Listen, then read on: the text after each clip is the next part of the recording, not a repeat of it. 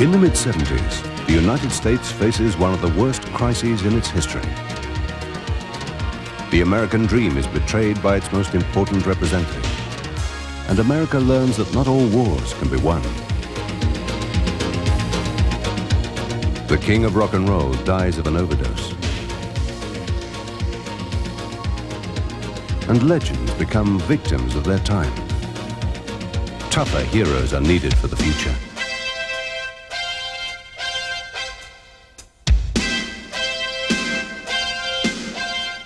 In cinema, press and radio, the topics of discussion are social injustice, self-alienation, and the deterioration of personal relationships. The colourful pop optimism of the last decade has become disillusionment, and this is reflected in comics. Characters question their motivations and their ideology. They talk about death, drugs, and ecological disaster. While capturing the spirit of the times, Neil Adams' style reminds its readers of the comic strips of the past, but with a new graphic realism full of angles and contrasts. His nearly photographic approach to drawing subjects as unreal as superheroes is so radical that it becomes the other way of drawing them, contrasting with the work of Jack Kirby and the Great Masters.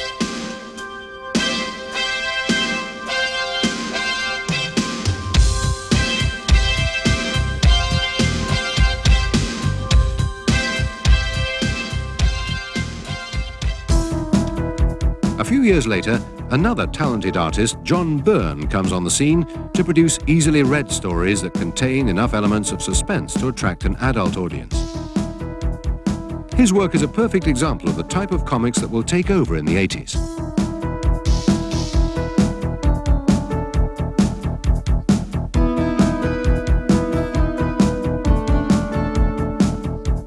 For instance, the updating of Superman is just one example.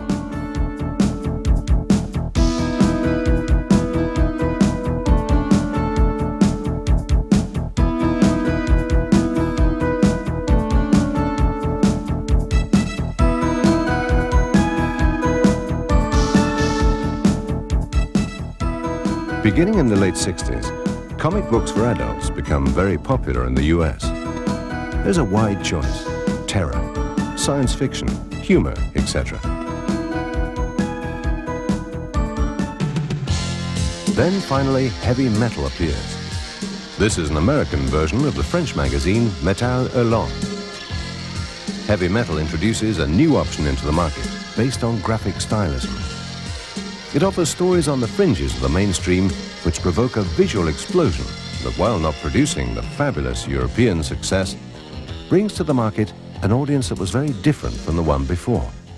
We publish the finest European and American fantasy art. Something that has happened throughout the years, which I guess is very normal, when a magazine like Heavy Metal, which is considered a fine art magazine in the States, publishes different various artists from Europe who, before we might have published them, because Heavy Metal is very much a showcase for these artists, no one ever heard of them, no one ever wanted to publish them, because it gets back to the old problem of comics for adults. They don't want to know from it. You know, mass market don't want to deal with that. They really think comics, children, and that's it. And any kind of comic art for adults is probably a little warped. You know, of course, we know that's not the case.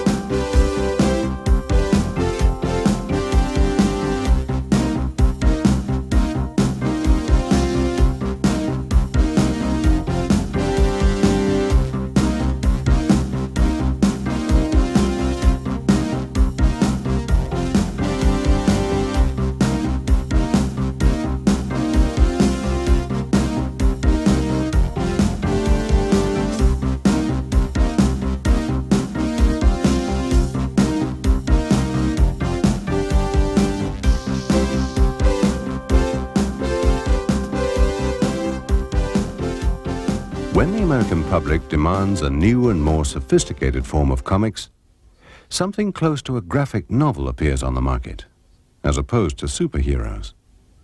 That's when books with extremely well thought out styles appear, together with adaptations of novels and other stories, and drawings which are done by the best illustrators in the country. Gray Morrow, Alex Nino, Howard Chaykin, or Steranko are the major attraction. I don't like guys running around in their underwear with masks. I think it's stupid.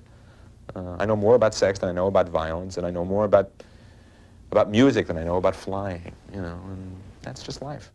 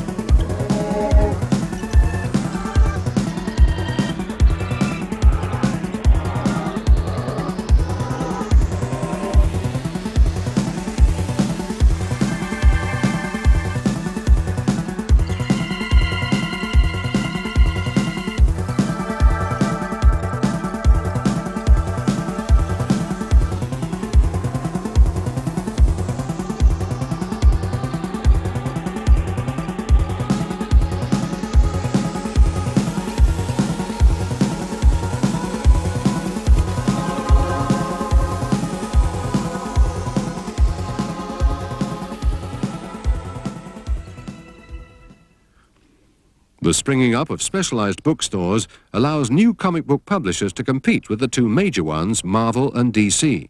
These two develop strategies for a counterattack.